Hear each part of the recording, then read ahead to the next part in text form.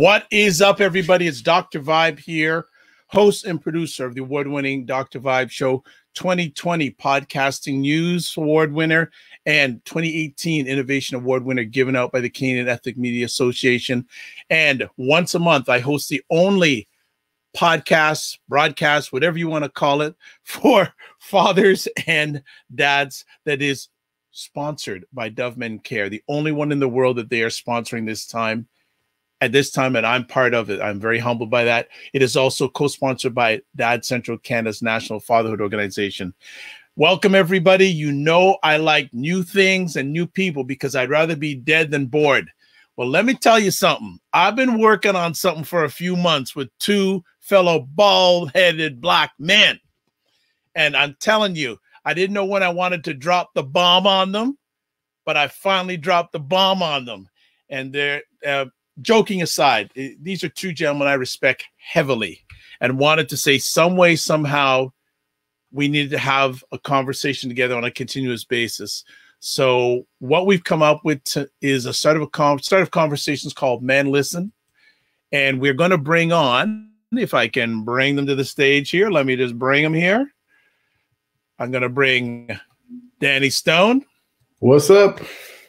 And Jeff Martin to the stage. Finally, we are doing something together. Overdue. Overdue. Microphone check. Overdue. 1, 2. What is this? Let's go. Man, Let's listen. go. Man, listen. Man, listen. So I had to tell them, man, listen, we got to do something. Maybe Danny heard me eventually and Jeff heard me. Man, listen. Yeah, but we heard. Before we go any further, people who are watching this live on the replay or listening to it on replay, follow them. That's it. Because if you're not following them, I'm going to say it right open, your wood is wet if you're not following them. So I'm going to let them introduce themselves individually, and we're just going to get right at it. Who wants to go first? Go ahead, D. Yeah, my name is Danny Stone, also known as Coach Stone.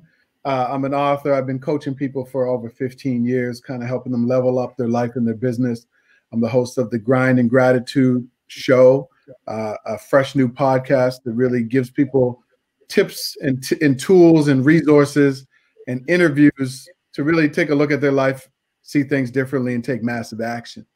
And so I'm really excited about that. I'm excited about, a lot of new projects that I got coming up in the new year. But I'm really just about helping people win, like we all are. I'm just about seeing people realize their potential and take massive action. So, again, brothers, I'm really honored to be here with you guys. I think this is a great idea, a great concept.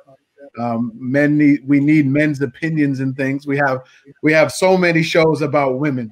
We have so many talk shows where women are giving their opinion. Okay, you go in the front of this. You're going to defend yourself on this one. I got your back. It's great for us to be here. So I just want to thank you guys. I'm happy to be a part of this. And yeah, go ahead, man.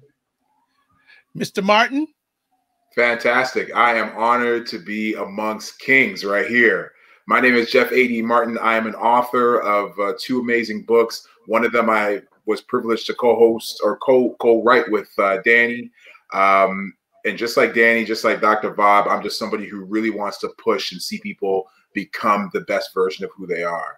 And like Danny, I do coaching as well. I do public speaking, and everything I do just really want to push people to become their best self. So yeah, let's go. Let's do this. Yes. Absolutely. Absolutely. Actually, before we get into our conversation topics tonight, because we're going to do a review of the year, and obviously we're not going to cover everything, but we're going to try and cover enough stuff to touch enough areas. Gentlemen, when I reached out to you about this idea, what was your reaction after I bugged you for about 6 months? Wait, Bob, you have to introduce yourself because people might be coming to the show from different platforms who don't know you, which is rare. I mean, everybody probably knows you, but there might be the odd 1 or 2 people watching who don't know you. So well, I'll make it short and sweet. As I said, my name is Dr. Vibe, host and producer of the award-winning Dr. Vibe Show. I host conversations on this platform. Other platforms I host on, I do monthly conversations for an organization called Men and Masculinity. I do stuff for Dove Men Care. And just recently, I've been elected or nominated. I am not elected. I am the board chair for a new organization, nonprofit based in the U.S. Right. And I'm the only Canadian member Wow. called the Global Food and Drink Initiative. And it's a media nonprofit based in the U.S., which is looking to tell the stories and also eliminate as much as possible food insecurity throughout the African diaspora. Beautiful. So I've been asked to be board chair. All the other people in the States, they're heavy hitters in the food, wine, and travel industry, all Black, looking like us. Wow. But I've been asked to be the board chair. So that's some of the things that we're up to. Danny and I are involved in a great project. We won't get into it today, but after the call that we were on today, oh my. Yeah. Oh my. Like, all I'll say is that there's not too many times I just shut up and really listen to a conversation. This was one of those conversations. So more to come. And you know what? Actually, one other thing I want to talk about with both of you gentlemen. You're very involved with helping men who are in prison. So before we get into all that, I think I know, Jeff, you're very involved. I want you to spend a really minute or two just talking about that initiative. I know Danny's involved also.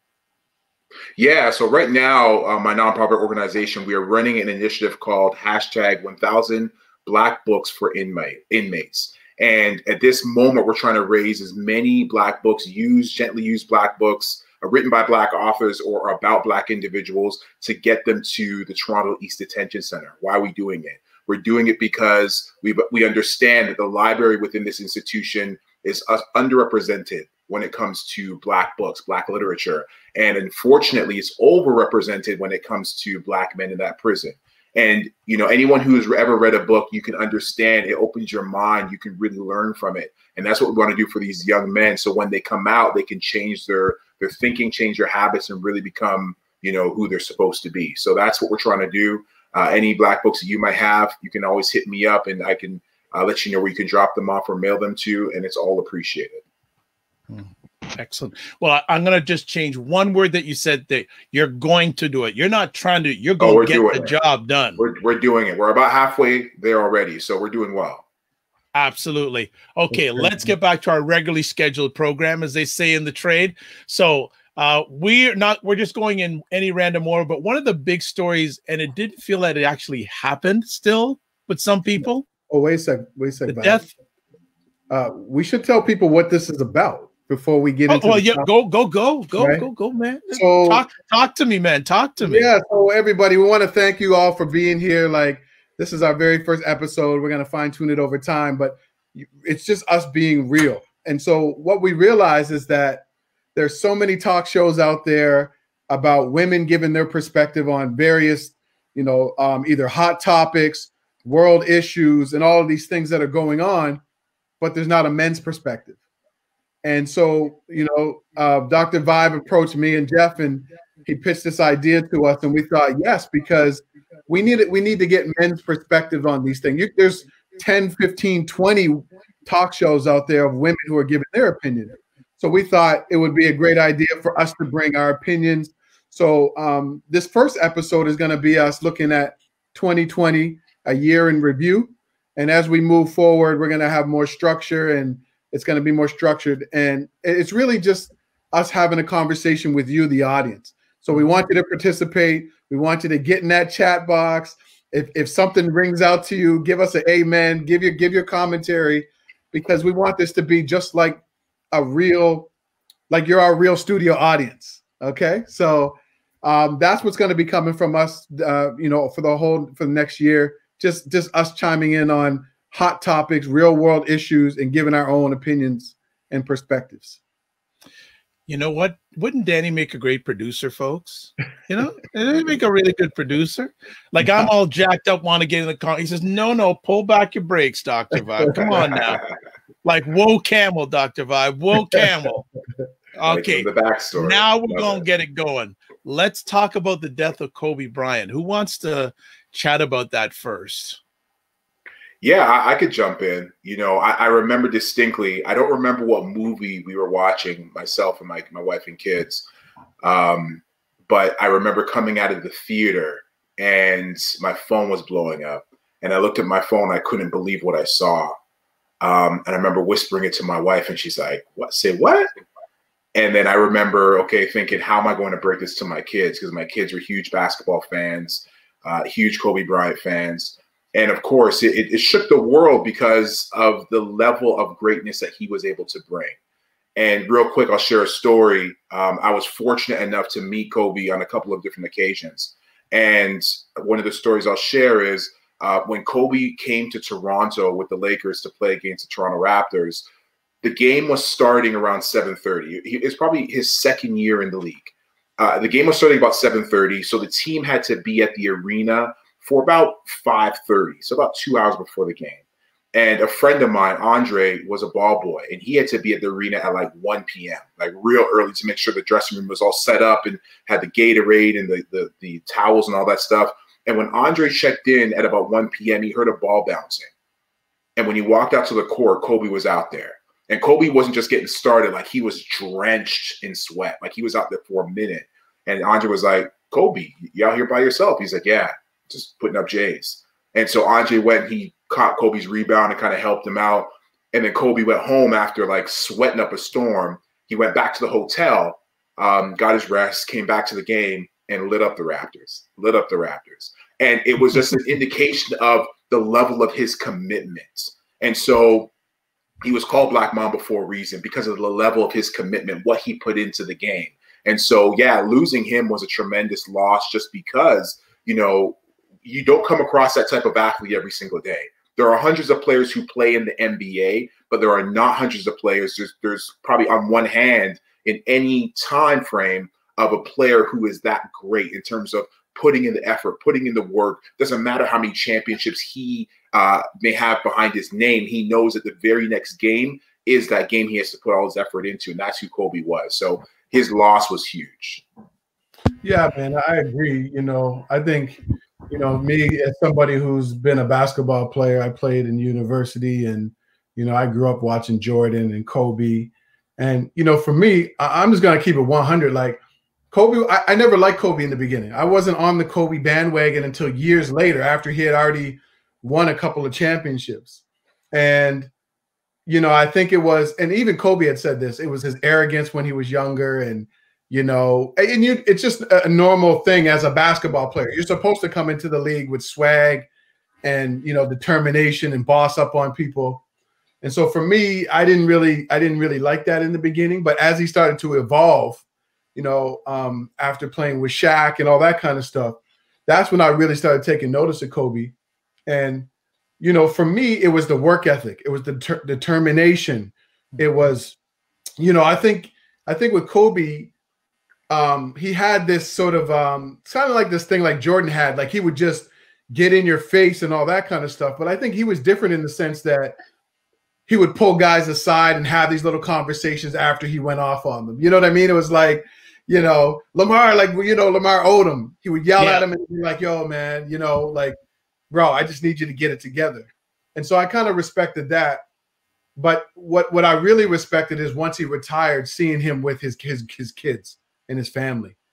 Once I saw the evolution into Kobe as like a dad and a businessman, like that's when I really realized that he was more than just a basketball player. Like he was making a greater impact. He was a role model for fathers. He was a role model for, you know, young Black boys. I mean, his businesses were worth, I think, $2 billion. Kobe's businesses are worth $2 billion or 2.5 billion.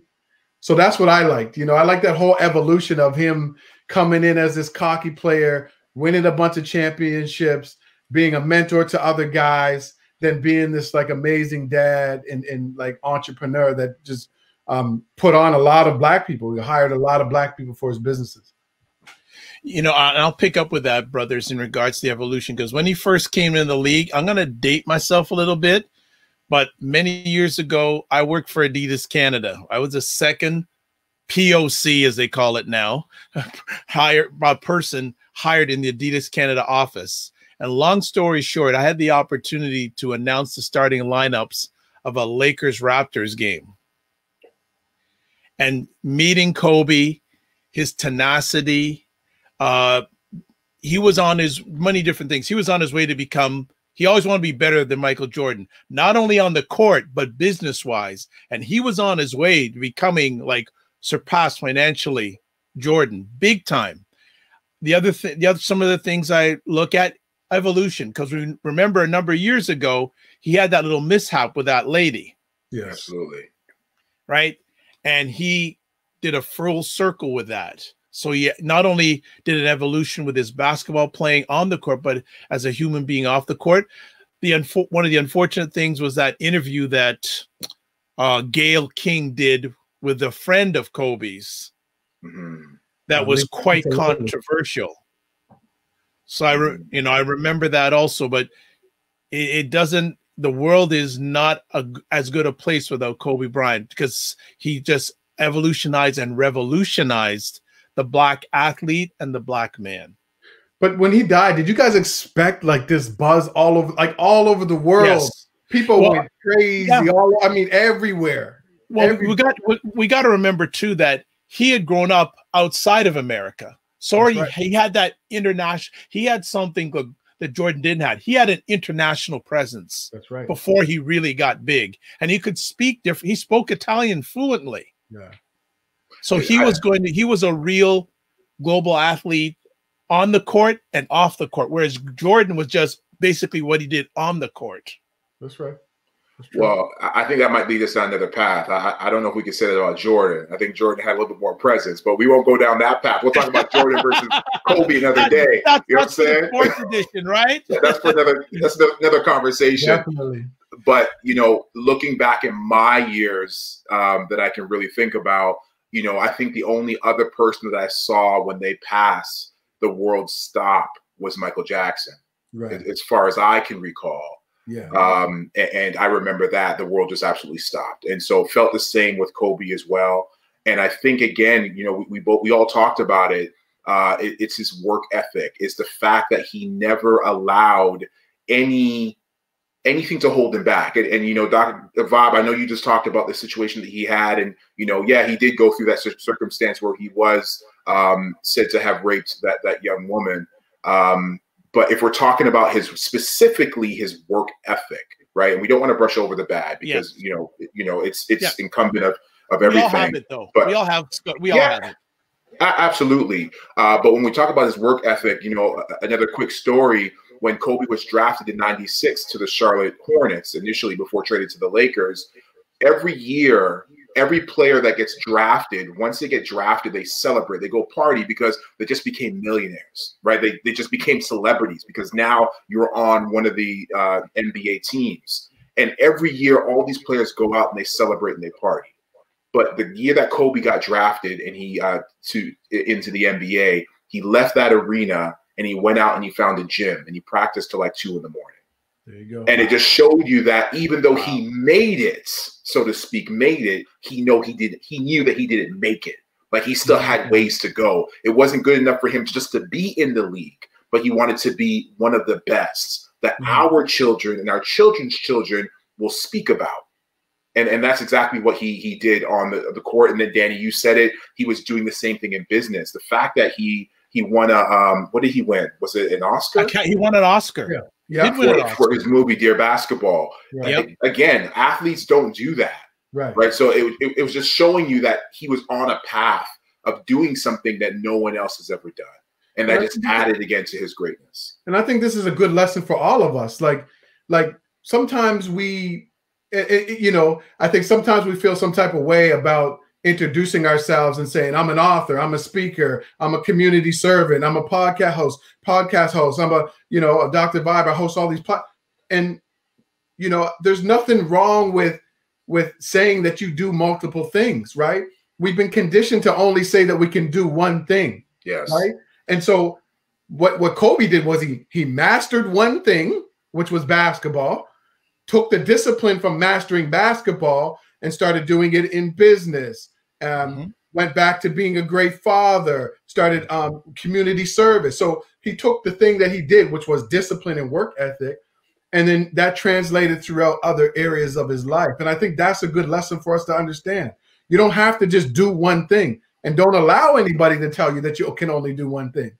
You know what I mean? Kobe's winning awards and outside of basketball and business awards as well. Absolutely. Yeah. That was a huge loss. one of the greatest to ever play the game. You guys said it. So when you guys just compared him to Jordan, again, one of the greatest to ever play the game, if not the greatest. And so he is in that competition. He is in that conversation. He is at that table. When you're talking about the best players to ever touch a basketball, he is sitting at that table. And so, yeah, again, our children and our children's children will be talking about Kobe, because my children have never seen Michael Jordan play, but they talk about Jordan. You know what I'm saying? And so, you know, when you build that type of legacy, when you are that special, and you use your gift in such a precise manner that you are able to exert all of that, everything you put into this world, man, that's why people talk about you. Right. And so, yeah, you know, it was a huge loss. Yeah, I agree. True. Before we go further, I just want to shout out some people who've put in some comments already. Nicole, Lynn Brunet, someone named Trudy, a lady named Trudy, and Kurt Walker. Thank you so much if you're watching this live. Yeah, please put in the comments. We'll respond to them. We'll put them up on the screen. Great, and we could spend the whole conversation piece just on that. But we got other stuff to get to, because yeah, there's other things we got to get to. So again, another death, Chadwick Boseman. I think as much as the Kobe was a shocker, this one shocked as much, if not more. Yeah, I think he lost a lot of weight, right? And I think a lot of people were trying to guess, you know, is this just for another movie role? Because I mean, first of all, I mean, he's been an amazing actor. You know, he's been in all kinds of really dope movies that maybe weren't big at the box office, but he's an actor's actor from what people have said about him. Like he was a thespian, like he studied, and he was a perfectionist when it came to knowing his lines and engaging people. But I think, you know, obviously we all know once Black Panther hit, I mean, that just took him to a whole new level. You know what I'm saying? You know what, like, I think Black Panther was so anticipated because we had never seen Black superheroes. We'd never seen this whole Black civilization, Black people working together in harmony. And it was like this whole concept of something bigger. Like it became like this whole phenomenon. It was like a religion. Like people are like Wakanda forever, and he was at the forefront of all of that, and he led the charge on that. And you know, I'm so happy that he was able to get those accolades, you know, while he was here. You know what I mean? Yeah, I agree. Go ahead, Bob. Go ahead, Jeff. No, I think there's a number of things that come up in my head. The real, other than the sad part of him passing away is, believe it or not, he died without a will. Which was, he did. He died without a will. And that, I sort of went, unfortunate. Again, and that's a lesson for all of us, that we, you know, especially Black men, please have a will. Because if you don't have a will, all you got, go to the government. Go to those brown envelope people in Canada, right? CRA. But on the other part of it, my favorite memory of him is when, I know if people have seen it. If you haven't, go look up Chadwick Boseman on The Tonight Show. He did a segment there where I guess what they set it up, Jimmy Fallon had different people come in one by one, and they were looking at a picture of Chadwick Boseman, and they were sharing how much they loved him. And then a few seconds into it, he comes out, and the people just lost it. They just like it was so, and he was so sincere, so wonderful, and like one lady was jumping up and down, like going like this. Like she goes, "It's you," because they both went to Howard University. You know, but it was you got it. But that is my lasting memory of it. Yes, the movie, but that moment where he just was just like, it was just a guy on the street, and you know, not pretentious, and also another, you know, since we're all Black men here, how much Denzel Washington helped get his career launched. Give them the backstory. That was a big thing for me also. Yeah, so that's what I remember. Go ahead, Jeff. I was gonna say, Vibe, give them a bit of that backstory if you know it. I don't know a lot of it. If you know more of it, I'd appreciate. I know that basically he paid, correct me if I'm wrong, that he paid for him to get into acting school, if I'm not mistaken. And so Denzel was instrumental in Chadwick Boseman's career started. And I just think it was a good show of black, like generational. He was sort of like passing the baton to him. I think as black men, it's a great message to have from that every success needs a successor. So basically Denzel was saying, you know what? I want you to be my successor. I'm going to do whatever I can to get you to that level. Yeah. Wow. That's powerful. You know, I think very similar to Kobe, we all kind of sat back and wondered what was next. And Danny, you talked about it, the roles he played from Jackie Robinson in 42, from Thurgood Marshall. Yes. You know, those are the ones that come to my head now, but he played the roles were iconic. And funny enough, just a week before he passed away, me and my boy were sitting down, we're talking, we're like, who are the number ones? Like, who's the best black actor or actress that's out there? Yeah. And we're like, okay, Denzel's up there. Denzel's probably number one. You know what I mean? Cicely Tyson, she's up there. You know, we're naming these actors, and so his name came up, Chadwick Boseman, and we both stopped, and we said, you know what? Not yet. He's coming. Based on the roles he's playing, he's coming. And so, you know, the unfortunate thing is that we were blessed to have him for a short period of time because we really don't know what was next. Right. And he was on a road to some type of success that perhaps we've never seen before. And that's why we celebrate him, because we saw the potential that he had. He gave us so much already. And that's why the death of losing him was so hard. And what makes him great as well is that even when he was done, when he lost all the weight, he was out at hospitals visiting kids. Right? Black Panthers visiting kids. He was skinny. He wasn't well, but he was out there visiting kids. He was still filming movies. I don't remember what the number was, but he filmed a number of movies while he was sick. And so, you know, it just adds to the greatness of who he is. He knew that he, you know, was sick and perhaps could pass. And so he gave it all while he was here. And that's really what it's about. That was a great lesson, that you have to give it all while you're here, because of course, nothing is guaranteed. No, you're so right, Jeff. You know, I think there's a new movie out where he's a jazz player or something like that. Yes, with Viola. I think Viola Davis. Viola Davis. Yes. So one of the main actors, I heard him on the radio just a few days ago, last week maybe, and he was talking about Chadwick, right? So he was at a big Hollywood event after Black Panther had launched. Black Panther had already launched. Chadwick was huge. So Chadwick's at this event. Everyone's around him. Producers, you know, all of these, you know, people who fund the movies, they're all around. So he sees Chadwick. He just kind of nods at him. Chadwick's like, come over. He comes over, right? I can't remember this actor's name, this black actor in the new movie. But anyway, he turns to him and he's like, yo, congratulations on the movie, like all your successes, man, you deserve it. Without even missing a beat, Chadwick turns to him. This guy right here is a phenomenal actor. I love working with him. Like, if you guys don't know who he is, you need to know who he is. This is in front of all of the biggest producers, people who fund movies, you know, people who do all the casting were all around him. He said he was surrounded by like 20, 30, 25 people. And they turned to him and he's like, man, this guy right here, though.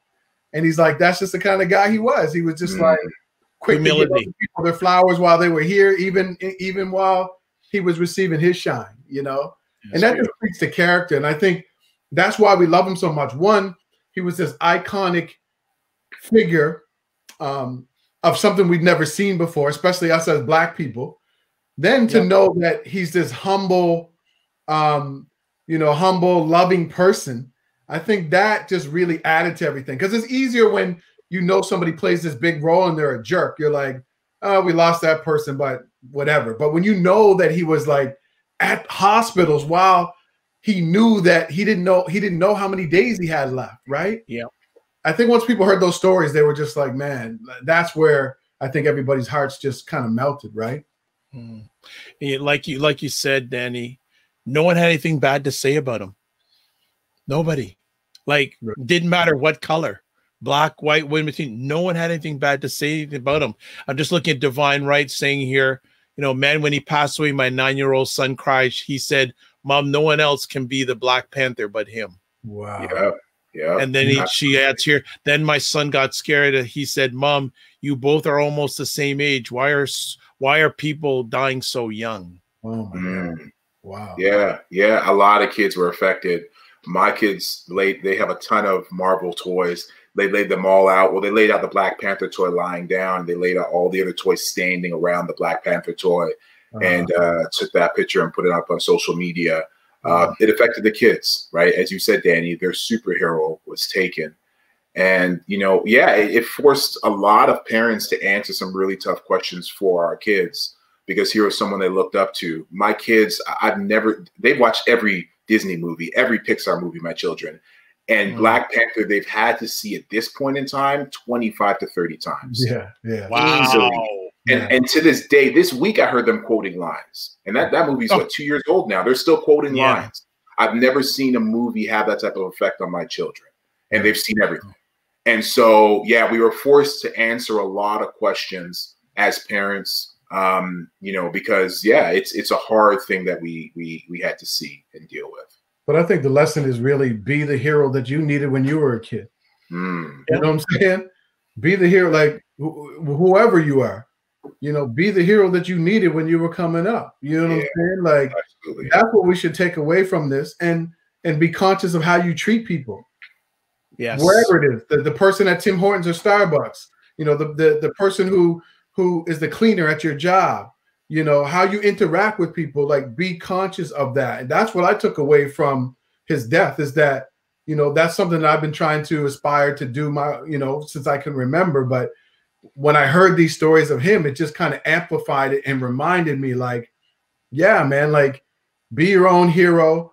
When you walk your own path, you don't know who you're secretly inspiring. And then just be conscious of how you treat people, man. Like, it's so easy, like, but it's just something that people don't do. So that's what I got from his death, man. Yeah, Divine Right adds here, the movie the last movie is Ma Rainey's Black Bottom is the name of the movie. That's it. I would just add on to what you're saying, Danny. For everyone, be a good human. Really. Bottom line, just be a good human. And Chadwick was, and we may not see likes of him in our time again that we just so wondrously love. So, man, we're running out of time fast, so we got to get moving here. Okay. What we got next? All right. Well, this one could take about 5 days, 5 months. The pandemic, COVID-19. The elephant in the room. Oh, the world my stopped. gosh. In March, the world stopped in so many ways. Businesses shut down. People had to stay home. Schools shut down. A lot of people just weren't moving and shaking like they usually were. And so people were forced to deal with, issues at home. They're forced to deal with, the things that they were looking to avoid.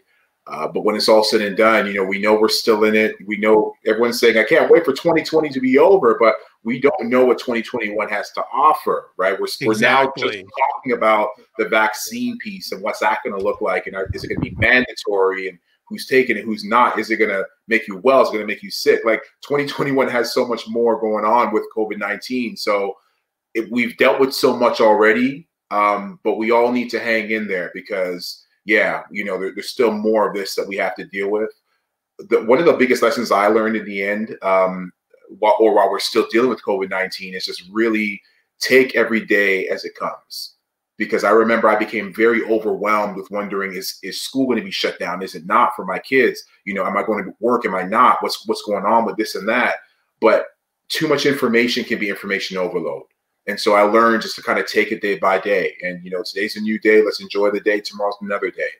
But there's so many pieces that came out of COVID-19.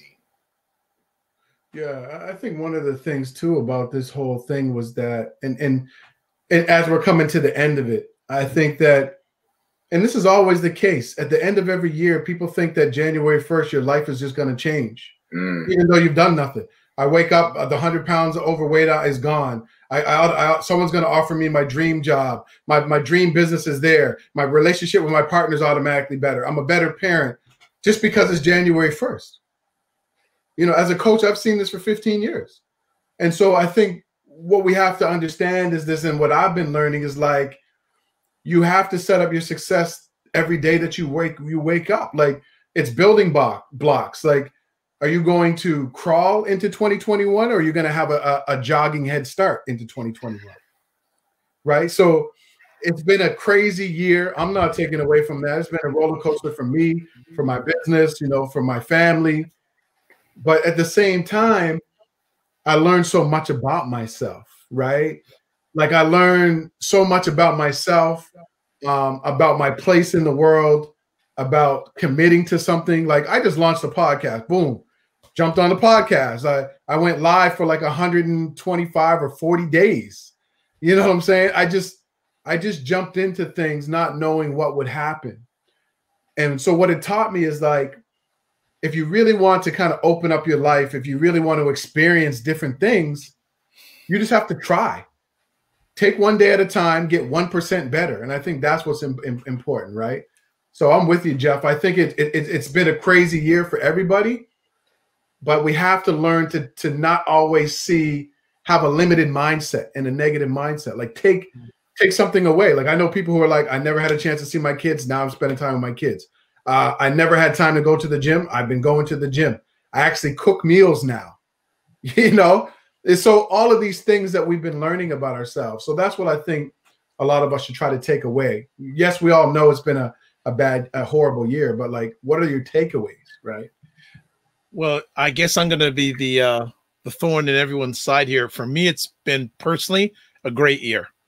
Personally and professionally, it's been one of the greatest years of my life, because I remember early on during the pandemic, I was watching a gentleman named Robert F. Smith, and he's the richest Black American in the world living in America. And he has a personal wealth of like $5 billion. And he was being interviewed by Don Lemon on CNN. I don't watch a lot of CNN, but I just caught it. And I said, who's this Robert F. Smith guy? And they had a conversation, and Don Lemon asked him finally, what's your message for Black Americans and Black people around the world? He said, don't waste this crisis. Mm-hmm. So for me, I made a point of not wasting the crisis and took it as an opportunity wherever I could to be the better, not only personally, but professionally. One of the things, unfortunately, though, that COVID has shown is how far many Black people are behind in life, in mainstream. Like, all the disparities were just really amplified this year. Yeah, really amplified. The haves and the have-nots just not only got greater, but it was not the Band-Aid being pulled off the wound. The Band-Aid was pulled right off the wound this year. And I know Dad and Danny and Jeff are shaking their heads, because we know some of those people that are being left behind, that we don't know if they're going to get their way back because of this situation. So for me, personally, professionally, great. And I had some people that are no longer with us because of this pandemic also. Yeah. You know, so I think for many people, they should use it as a time of reflection. Absolutely. Go ahead, Dan. Go ahead. You know, I just continue to ask myself, what are the lessons that we can learn in this year? With all the downtime that you guys talked about that a lot of people had, people used it for different things. And so some people used it to catch up on their shows and their Netflix. And listen, I understand, you know, getting your head straight and making sure you're good. And, you know, I understand that, because, you know, people suffered a lot when it came to anxiety and mental illness and such, just because this brought on such a force that we've never dealt with before. However, you know, as Danny talked about, it was an opportunity to really learn as well. And, you know, I got a chance, like Danny talked about, to drop his podcast. I was blessed enough to launch a couple of online courses. I actually did an online course with Harvard University as well, and got that certificate. It was an opportunity for us to learn and to grow, and the opportunity is still here as well. So it doesn't mean that we have to walk away thinking, you know, everything's back to normal now. You know, I got to get back to my life. Of course, we always have to get to life, but if there's something that we want to do, we can always find the time to do it. COVID-19 allowed that hum, so to speak. But there's people out there who are still crushing it. People out there who are making millions or are making millions of dollars during this time. So things are always moving. Things are always shaking no matter what. So it comes down to, again, like, are you using your time wisely, whether it be the null of COVID-19 or whether it be just you using your weekends properly after work. You come in from a long day, you're tired, but you really want to start that business. How are we using our time is what it really comes down to. You know, I think that's important to recognize. It doesn't matter what's like. I think one of the things that we have to understand is that a lot of us start with the how, right? When we want something, it's like you think about, I want something. I want a new job. I want to start my own business. And then automatically you go to the how I can't, right? So you quickly have a thought of, I want to achieve something. And then it goes to how I can't. Here's all the reasons I can't. Well, COVID's here, and then COVID. And then if it wasn't COVID, it was like, well, I'm working so much in my job. I don't have time. So it's always how we can't. But like what we're all talking about is, what is it that you want? Get clear about the what. Jeff went to Harvard, right? You know, Vibe launched about five new. Vibe most importantly, I finally got a hold of you two. It took a pandemic for me to get a hold of both of you two. This guy he's done everything, right? So it's, once you're clear about your what and why it's a must, then the how is going to figure itself out. And I think it doesn't matter if it's a pandemic or anything. You have to sit with yourself and understand what it is that you want. And that's what I did. I was like, man, like, what do I want for myself? How can I serve more people? I launched a podcast. I launched an online entrepreneurship school. I did more work with Zero Gun Violence movement in the community. Like, I just went all in because that's what I wanted to do. My what is so clear that I want to see people win. And so the hows just started coming all over the place. I'm sitting on an advisory panel for the Toronto Star now. Like, all of these things just started coming because I was so focused on what I want to do, right? And I think that's what we all need to understand. Like, the pandemic should have done that for all of us, but unfortunately it didn't do that for all of us, right? Yeah, I think just piggybacking on it, and for people who are watching or listening to this live or listening to it on the replay, the pandemic should give you an opportunity to get clarity in your life. Yes.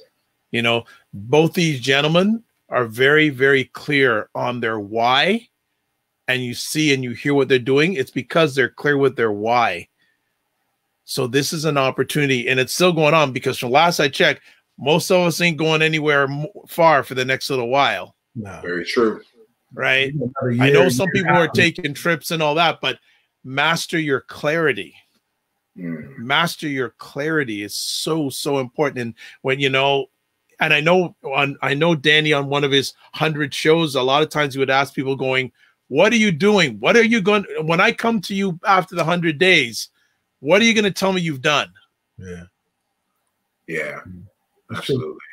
It's true. What are you doing with your time? Yeah. Because as one of my boys says in San Francisco, time never lost a fight. No. Yeah. And I think when you're stuck, you know, it's the one question we should always ask ourselves. And anytime you're feeling stuck in your life, you only have to ask yourself one question. What am I going to do to change my situation? You're always going to, okay, so you go to all these things. Oh, I can't do that. No. What am I going to, you just keep asking yourself that question. What am I going to do to change my situation? And eventually, after you stop making all these excuses, you start to kind of get focused and be like, well, I can do this and I can do that. And so I think that's a lesson for us. Like, during this whole thing, so many things were out of our control. We got locked down. We couldn't go here. We couldn't hug people. We couldn't be around people. Those are all things out of your control. But what are you going to do to move your life forward that's within your control? Read, gym, eat better, more time, deeper conversations. So that's what we have to kind of come to. What am I going to do to change my situation? Yeah, absolutely. Anthony's loving it. Goes, I love that question. Yeah, stop making excuses. That's Anthony's right. saying, Serena's saying, yes, this pandemic was a pause. It shouldn't have been wasted. Getting to know more about yourself and figuring out your why and purpose. Yeah. Absolutely. So good. That's so good. Yeah, absolutely. All over. I love our audience is on point, man. Like, I love that. Yeah, I'm telling you, this is awesome. we're bringing it. We're bringing it, folks. You guys are helping us along the way. Like we said at the beginning, this is our conversation. Us in the screen and you looking into the screen. It's That's right. our conversation. That's right. Well, here's another interesting subject. Protests about Black Lives Matter. Who wants to jump into that first? I will then. Yeah, go ahead. Go ahead. I'm gonna work in reverse order because looking in the media recently, Black Lives Matter is a little bit upset at the president-elect and the vice president-elect. Why? Because since they've got not elected, well, like known as the new coming team, they haven't reached out to Black Lives Matter at all. Right. Right. So there's I just find it interesting. Black Lives Matter needs, well, it's all a political game, so I'll just leave it at that. But I think the protests, again, it just seems so long ago that these protests were happening. But it's ongoing. Like, I think Black people are tired, right? And I think, you know, with what happened to George Floyd. Yeah, so there we go. And however many, I mean, there's countless Black people, and it's unfortunate that we actually have to say that. Like, there's so many names that we don't even have enough time to say all the names.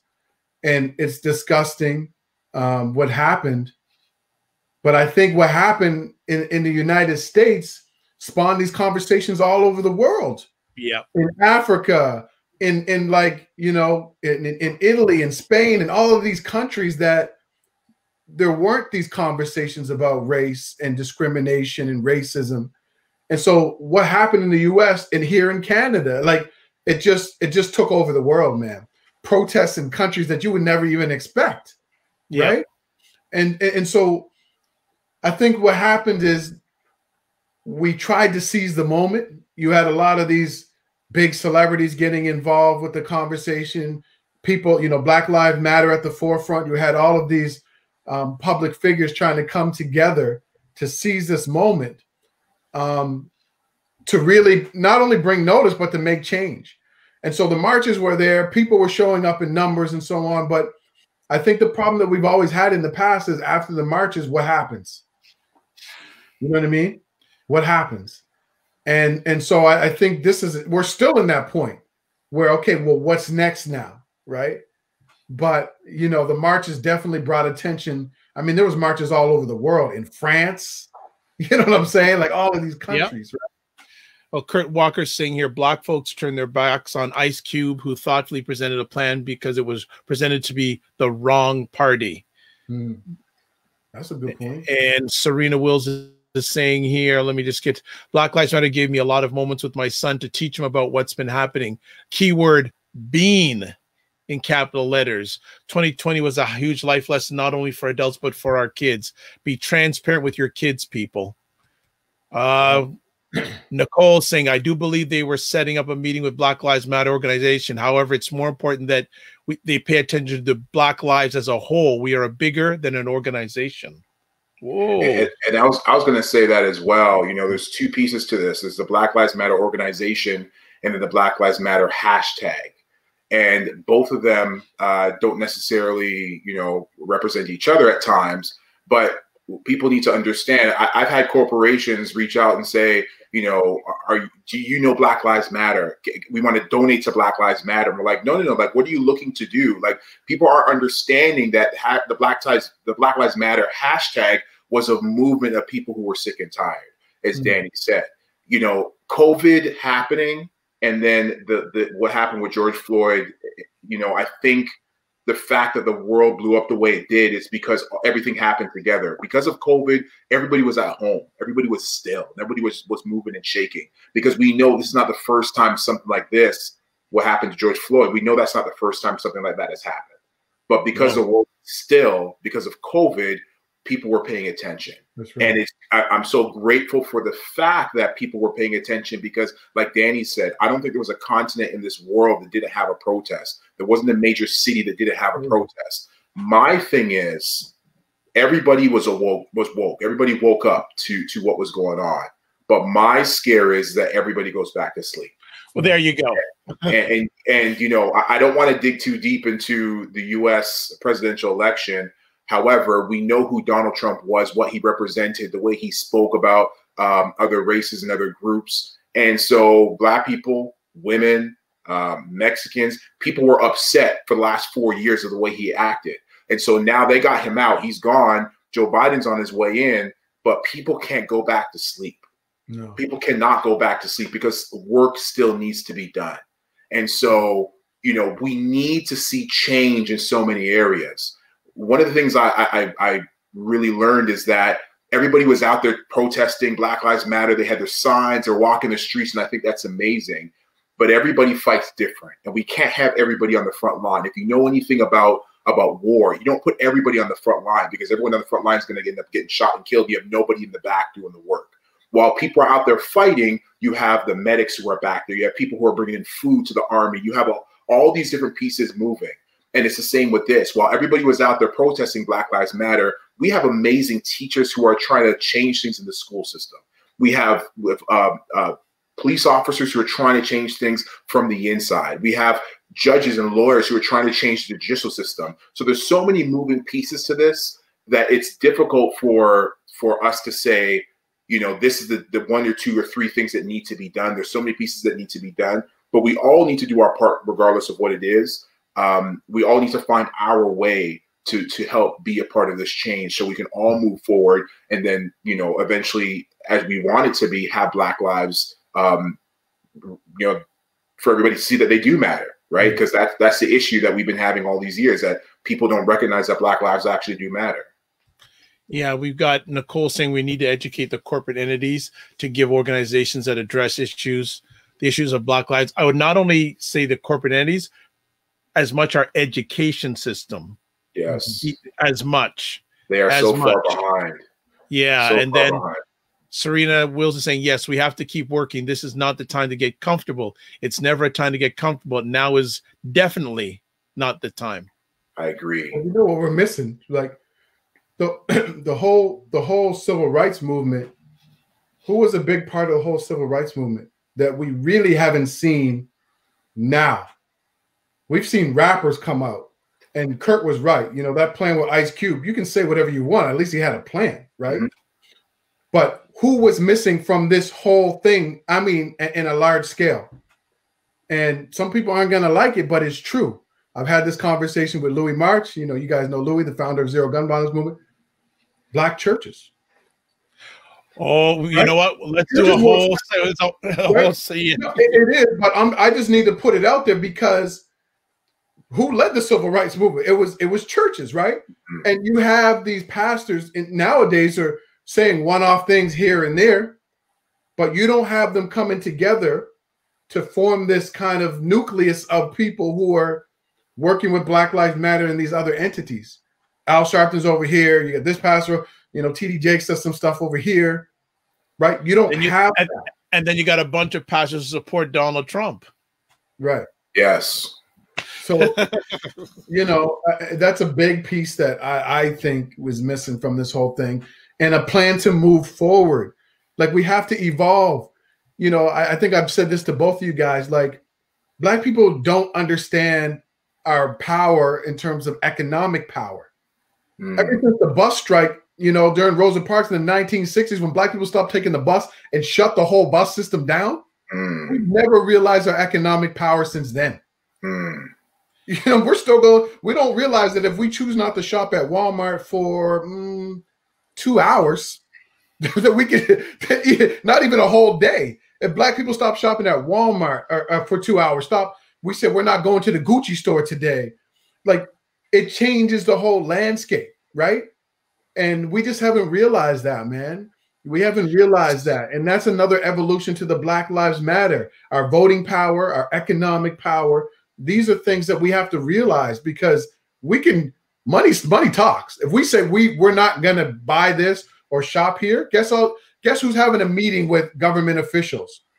The CEO of Walmart, the CEO of Gucci, the CEO, all these CEOs, right? So that's what we have to understand, man.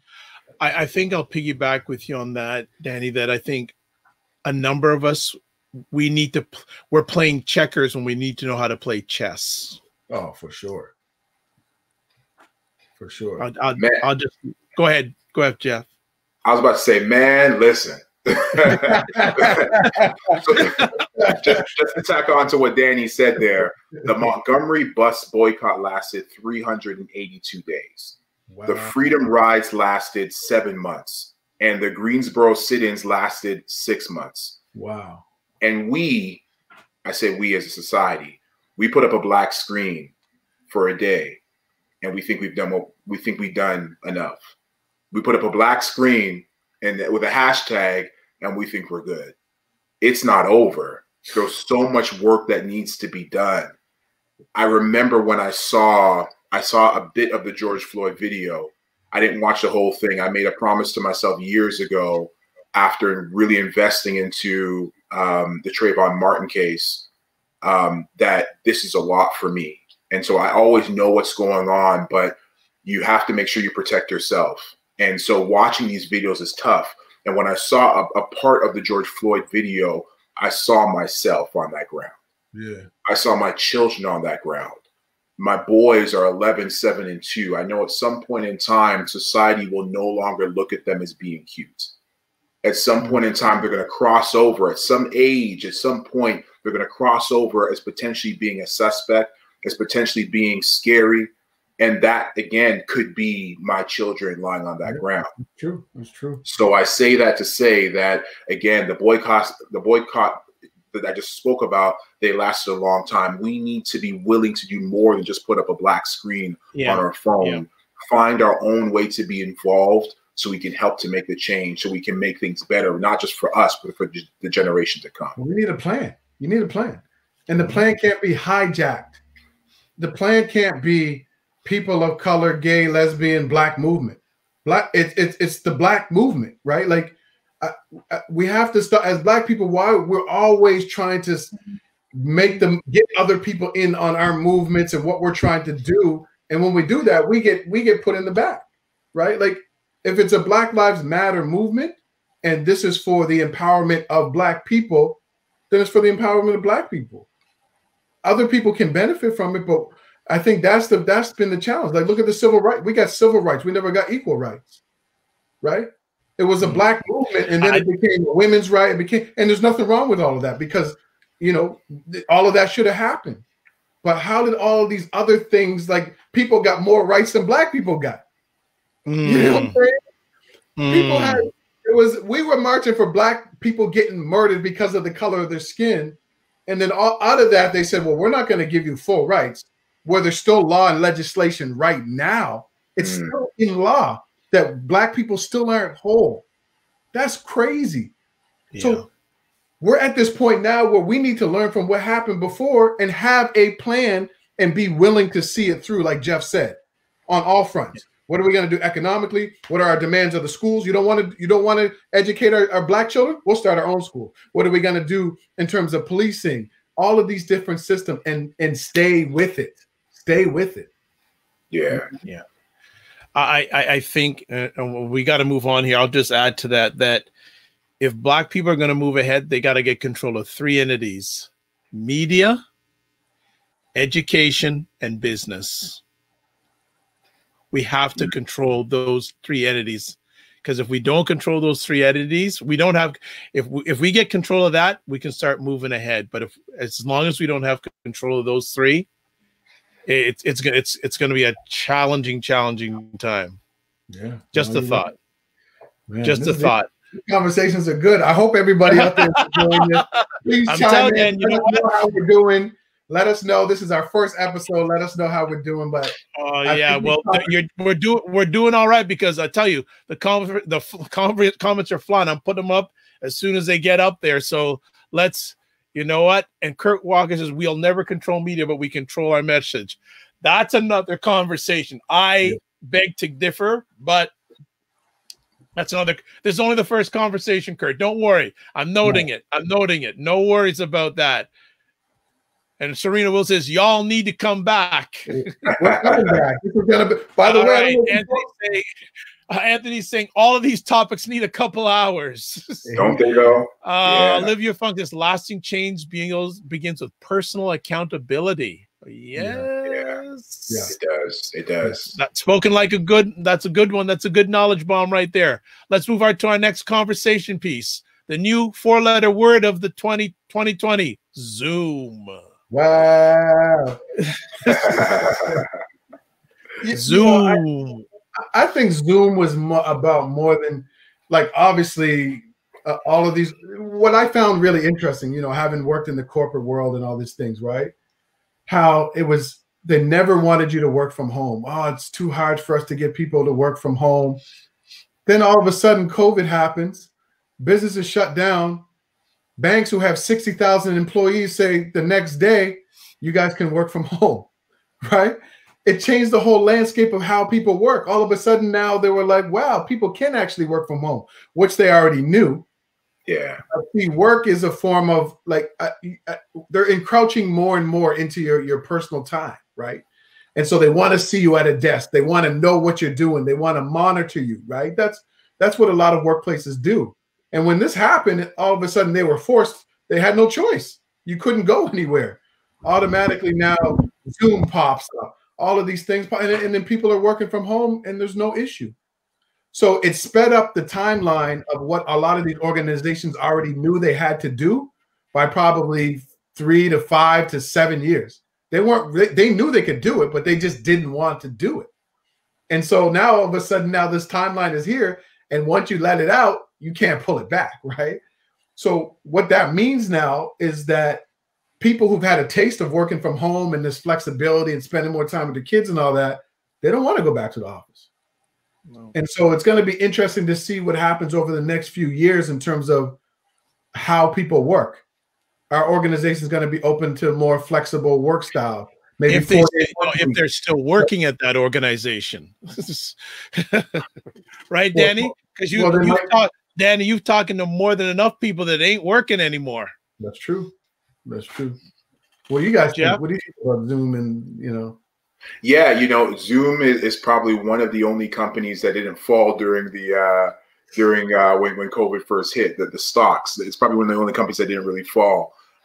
Because as you said, Danny, everybody jumped online. And it's funny how it is, because studies for years now have shown that if you allow people to work from home, they get more done. Because 100%. Now they're sitting in their pajamas in front of a TV or whatever, and they're going to work right past 5 o'clock when, generally speaking, when they're at work, they're looking at the clock saying, I'm checking out at 4:59, not even 5. And right? There's no commute, Jeff. There's no 1 hour commute to work either. There's no commute. There's no water cooler to waste time and, to talk about the gossip. They're straight working. And so studies have shown that for years. But, going to what you said, Danny, I think the fact that companies want to kind of keep an eye on employees, that's why a lot of them wouldn't allow it. So now we're in the state where it has to be allowed. And so people are getting burnt out through Zoom, through, Microsoft Teams, through Google Classroom. Like, there's a ton of things that are being used now. I could speak for myself when it comes to public speaking. I do a lot of public speaking. I love being in front of an audience. However, everything shut down. And so now, because things have picked back up, but they're picked back up virtually, I'm using a lot of these platforms as well. So again, Zoom and Teams and whatever these companies and schools are using. But yeah, I think at some point in time, we're going to have people a little bit burnt out by just staring at the screen all day. Sure. There's only so much you can do. They already are. Yeah. So it'll be interesting to see once we get back, to whatever it looks like, how are we going to combine real life to online? What's that going to look like? Well, I think it's interesting because I know, is it Shopify in Toronto basically told their employees, you're never coming back in the office. That's right. They're not, so they're working remotely. And I know some people who work for that organization and they ain't 100% happy with that. No, they're not. But here's the thing. Why is that? You know how much money, you know how much money a bank can save by eliminating one floor. If they eliminate one floor in a downtown building, that's between $10 and $30 million in savings. One floor in a downtown building. So now they're looking at it from an economic standpoint, like, well, we knock out 3 or 4 floors, we're saving, 60, 70, 80, $100 million, right? So I think from that perspective, it's going to be interesting to see. But the other thing about Zoom is not a learning platform. Zoom is a platform for meetings, right? And so you know, I've been hearing like a lot of the schools are using Zoom, and I understand like elementary schools and high schools not having the proper system. I get that. But what bothers me is that people who are at universities are using Zoom. You know, I met an international student who pays $54,000 a year who's learning on Zoom. Zoom is not a learning platform. No, it's not. Right? So universities should have already had their own learning platforms. This should just be an easier transition where now more of your courses are online. Zoom is not for learning, it's for meetings, right? And so I can understand why a lot of people are getting burnt out because it's not set up for interactivity and all that kind of stuff.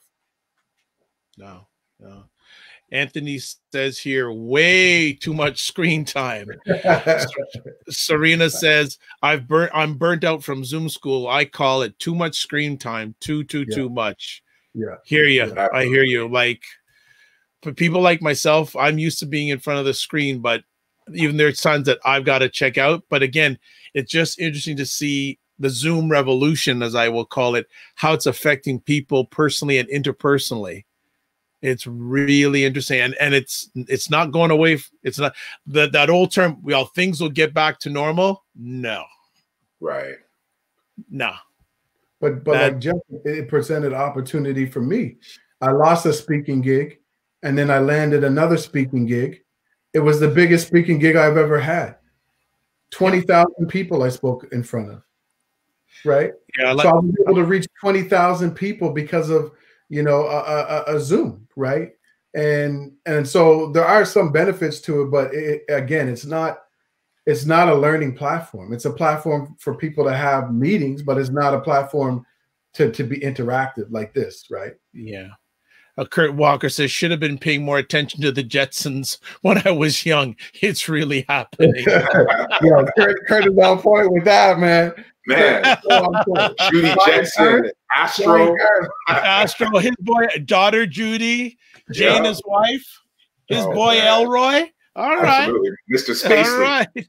Yeah. All right, we're beginning to wind it down, but we cannot wind it down with at least one or two more conversation pieces, especially this one.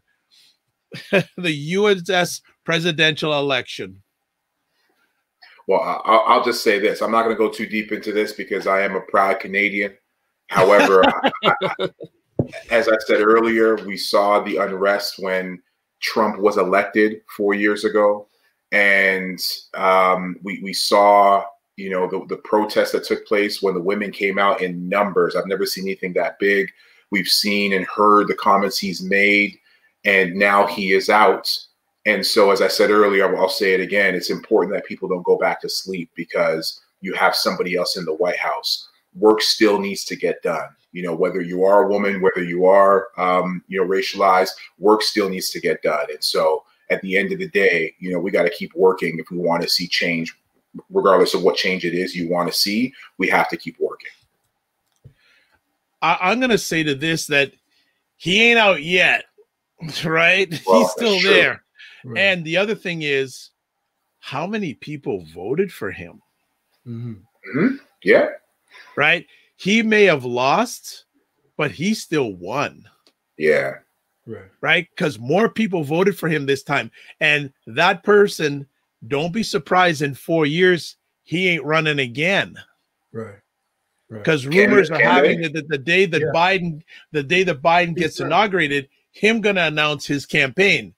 I think the scariest thing about the American election is how many people voted for that person. Yeah. Yeah, absolutely. And let's be the other thing we can't overlook is Kamala Harris, the first Asian and Black, you know, female vice president. I mean, that's a big deal, right? You know, who knows what could happen from here? You know, I have my own theories in terms of what I think is going to happen. A lot of people laugh at me, say it's impossible, but I think it could happen. I think that Joe Biden could get tired of this whole thing because he never wanted to run to begin with. He could fall ill. And Kamala Harris might end up being the first Black female. Oh yeah. I definitely see that as a possibility because he ain't young. Nope. And he didn't, but he ain't young. Neither is Trump. But he didn't want to run. That's what we can't like. What does that mean, Danny? I never heard that before. He didn't want to run. He announced it. He said something about when I saw everything that was going on, and something to the effect where Democrats he goes, I just had to step up. It was almost like it was a default. It was in some interview. I don't know who it was with. So it wasn't even like he was like, I wanted to. He was just like, this is a default just to save the country. And so that's why I'm thinking at some point he might be, after 2 years or so, he might be just like, Kamala's capable. Go ahead, you know. That'll be interesting. I tweeted that months ago. I already did it on Twitter. Don't even try it. Go back and say, Danny, you're just making that up. When it happened, go read my Twitter. You guys like to go back to people's Twitter? Go back and look at my tweet.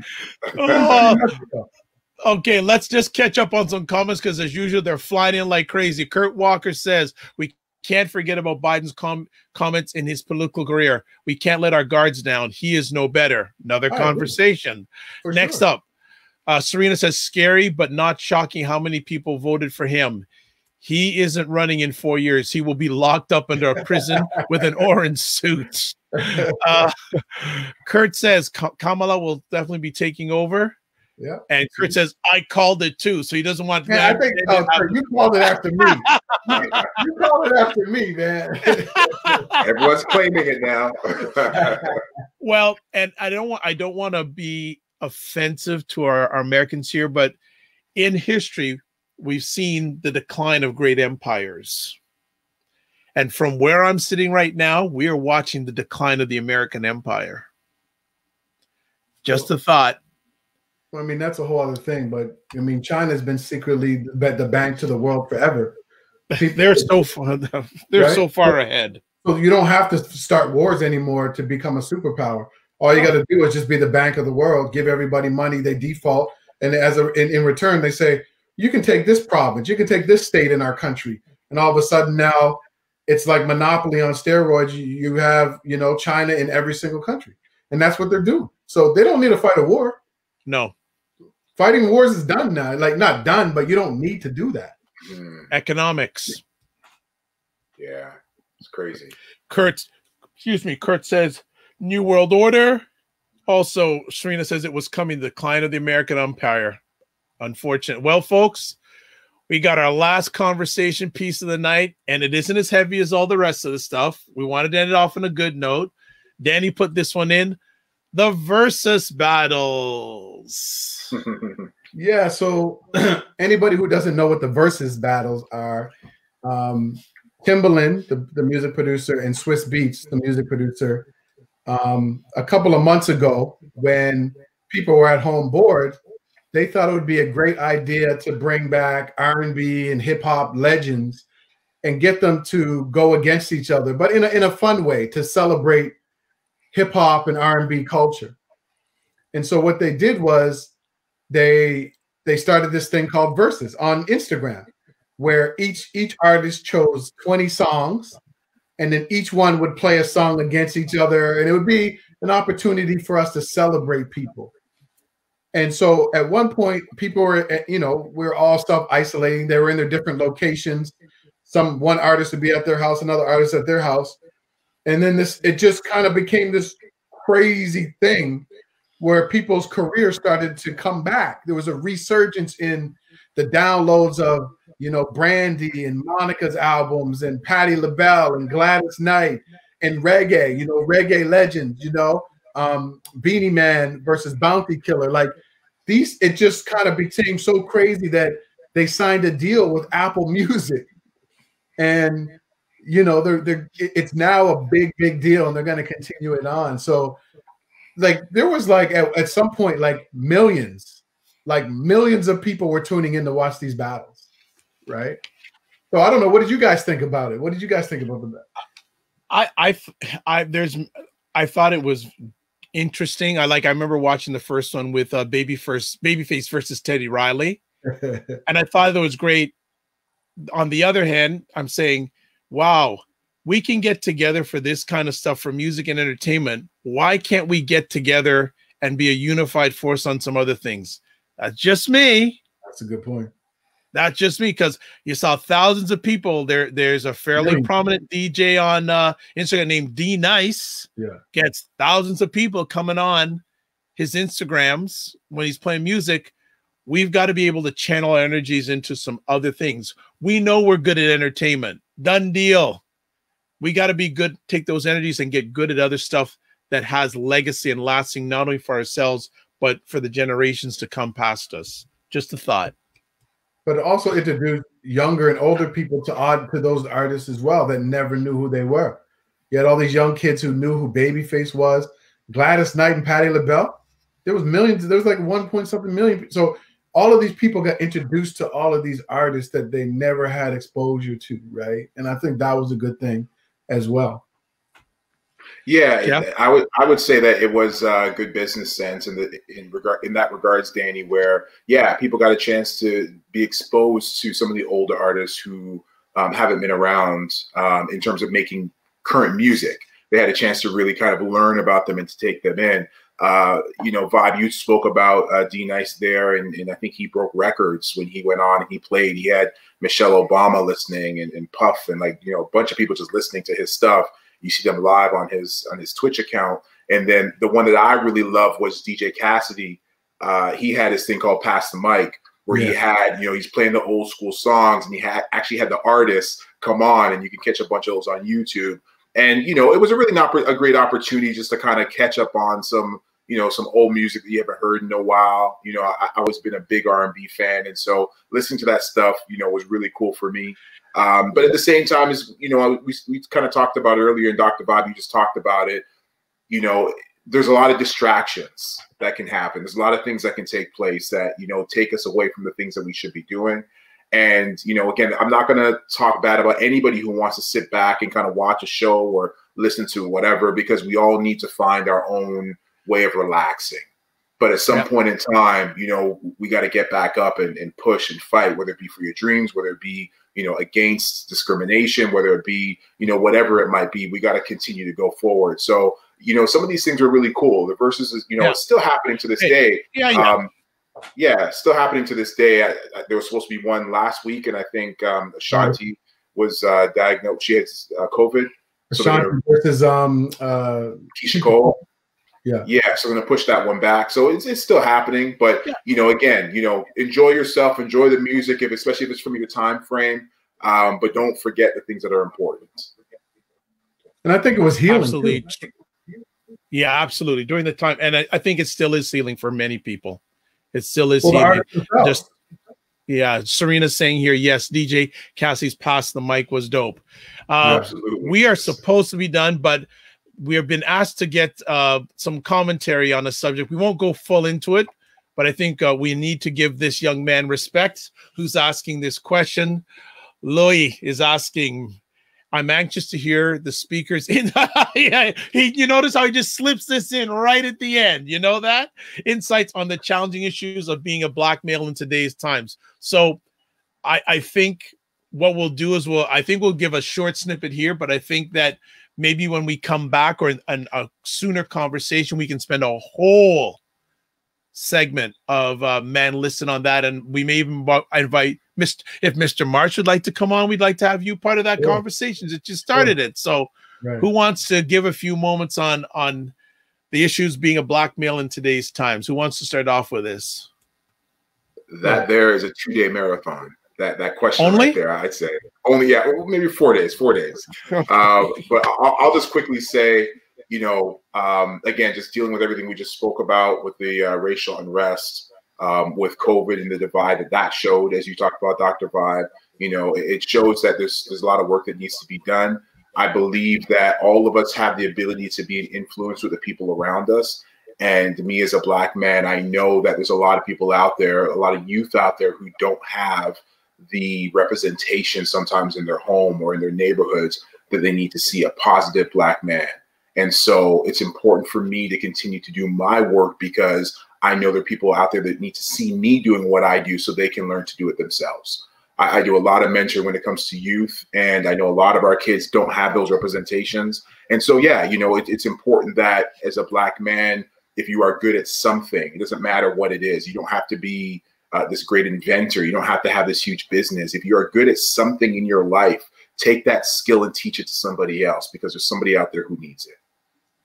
Well said. Yeah, I think, we all know Black men have been getting beaten up by society. We're made out to be villains. We're made out to be criminals. We've been locked up and mass incarcerated for many years. And I think, because of that, it's in our psyche that we, deep down, some of us don't really value ourselves, and we feel like we have no value. And, as a man, if you can't financially provide in a legitimate way, we know that sometimes that attacks our egos. And so it becomes this downward spiral where we pass it down from generation to generation, this pent up anger, this, mistrust of other people, even other Black men. And like Jeff said, we need to see our value and our worth. And, there's nothing like, seeing a father with his son. And like Jeff said, it doesn't matter what you do. It doesn't matter what skill you have. Teach it. Teach it to your kids. Teach it to somebody else, because that's where we find value.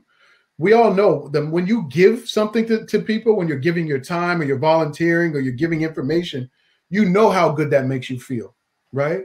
And so I think that's where we have to start to look at building up ourselves to building up other people until we can start to build up ourselves. And, this is a whole big other topic, but that's just what I wanted to share. Just to piggyback on what my other two brothers have said, I'll just give a number of short thought process here. I think one of the biggest concerns I have with many Black men is they don't believe in themselves. And when you don't have belief and you don't have a dream, hey, let alone it's tough for any individual, but for a Black man, don't care what age, you can be a 1-year-old, I'll call you a Black boy. It's a hard life. This year has been devastating for many Black men. Let me say that again. Devastating for many Black men. More than ever, there are more Black men that I know that are screaming and nothing's coming out. And my biggest concern when it comes to Black men these days are the Black men we don't hear anything from. That is my real concern, who we're not hearing from. Black men are not good in isolation. No. And there's a lot of Black men, even before the pandemic, were isolated, whether it's physically, emotionally, even more so now. And I'm sure that these two gentlemen and myself and Lewis, each one of us know at least one Black man out there who we don't know what's going on. We haven't heard from for a long time. Definitely. And what we need to do, what we've been given the gift to do, is just reach out to them, whether it's a phone call, whether it's a text. It's something I do all the time with many Black men. I say, "You good?" Just asking them, because many of them are falling through the cracks. Many of them. And I'm seeing it too much, too often, even more so now. And we're not hearing from them. We're not seeing from them. And what we have to do with many Black men is we got to treat them with fairness and respect and accept them where they are, not where we want them. You have to accept them where they are. And can I just because we don't know their story. I just think that, Black men. Go ahead, please. I just think that we have, as individuals, we have to learn to be vulnerable, because that vulnerability is strength.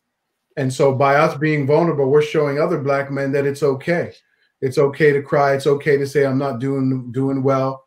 And so we have to lead by example as well, right? We have to lead by example and let other people know, ask for help when we need help, let people know when we're having a bad day, and be the role models for them as well, right? So I think that's really important, because we're always taught to be this strong, hard, macho type person, and it builds up inside and manifests itself in very negative ways. So we need to be the leaders that we want to see as well, and step up when we need help, say we've made mistakes, all of those kinds of things that we expect from each other. Just to piggyback, when you talk about vulnerability, and I the word is used so much, is I just like being open. But the other day, I had the humble honor of hosting a conversation between Nicole, Waldron and Mario Armstrong, and he said something that's very true, that vulnerability is the new currency. And it's very, very true. Just some final comments here. Thanks to Danny, Jeff, and Dr. Vibe for being fearless on this topic. Olivia Fung, who has an organization called Pray for the Men Dem. She's praying for the men. She says, amen. Vulnerability is strength. Louis, I'll give you one more string. We'll close it out here in regards to Black men. And this may be the greatest thing that I've experienced this year. And it didn't happen to me, but it happened in front of me. A number of months ago, I had a chance to take my dad to his best friend's 85th birthday celebration. Wow. 85 years old. Wow. And at the end of the night, they asked people to make speeches. Now, of course, my two strikes, my dad being an educator for 38 years and being an old Jamaican man, you know, he was first up, right? Right? And he said two things that rocked me, and I share this with every Black man I can. He said, first of all, he knew that man longer than anybody, even his wife that was there. And the second thing he said was, this man has been my best friend for 70 years. Wow. Wow. So that's why I encourage our Black men to have that friend.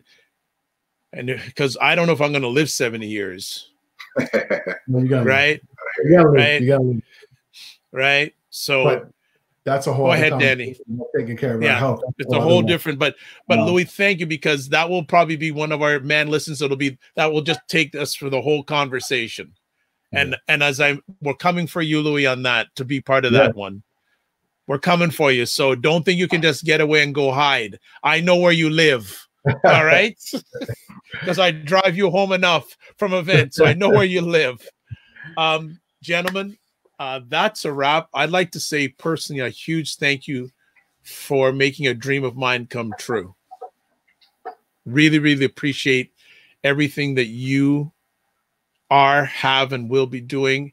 You know, I support you, and I thank you for just making a dream come true.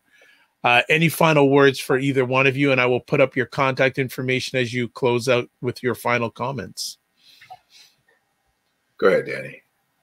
Well, no, I just want to say, Vibe, thank you. You know, ever since I met you, you've been somebody who's been supportive, and we have our conversations just like Jeff and I have our conversations. And so I want to thank both of you guys for being great brothers and being great friends. And in this show, I think we'll see where it goes, but I think that we all have a voice, and this is what people need to see more of.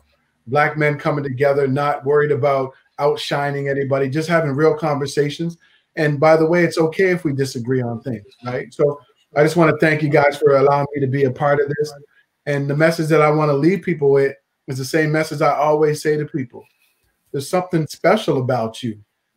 You got to find out what it is, and you have to live it out loud. That's your mission. Jeff? Yeah, absolutely. And I want to say the same thing. It's the same testament. I appreciate, this opportunity. I think the iron sharpens iron. And I think that we have to walk and live with a standard, and you two do that. And I'm so happy that I can be here on this platform.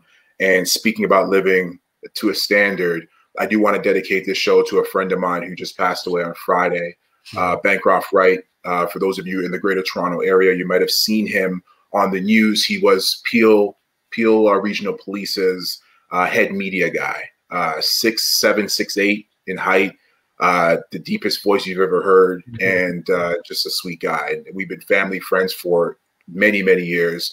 His brother was the best man at my wedding, and so I know the family's grieving right now. It was a natural death, but the family's going through it right now, and he was just a tremendous guy, a solid guy. So I do want to dedicate this show to him. Thanks. Well said. Well said. Before we sign off, if you brothers don't mind, let's just have a moment of silence for our brother.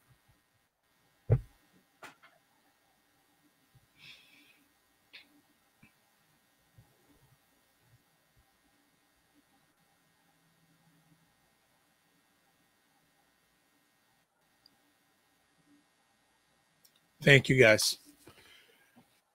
Appreciate it. Like to say thank you. Like to say thank you to everyone who made this an epic conversation. Serena, Nicole, Mr. March, who's coming on, whether he knows it or not, Olivia, Kurt.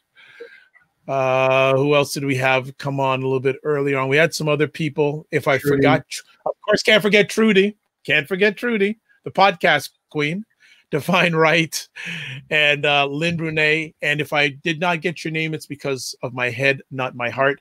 If you have any questions, concerns, etc., send them to me. My email address is dr.vibe@thedrvibeshow.com. As always, if you want to get in touch with me, the best place to do is go to my website, thedrvibeshow.com. As always, I like to end off my conversations like this. Live your life as a dream. If you can dream it, you can make it. Sometimes you have to get smaller to get stronger. Block assumptions, then aim bigger, aim better, aim higher, aim wider. And especially two last things I want to say, especially during the holiday season, remember to give yourself grace. And this is my closing comment. What on a scale of 1 to 10 is your joy meter at right now? I hope it's at least a 7 or higher. God bless. Peace and well. Keep the faith. And good night, everybody. And we'll be back soon. Thanks for all your support. Good night. Love. Thanks, everybody.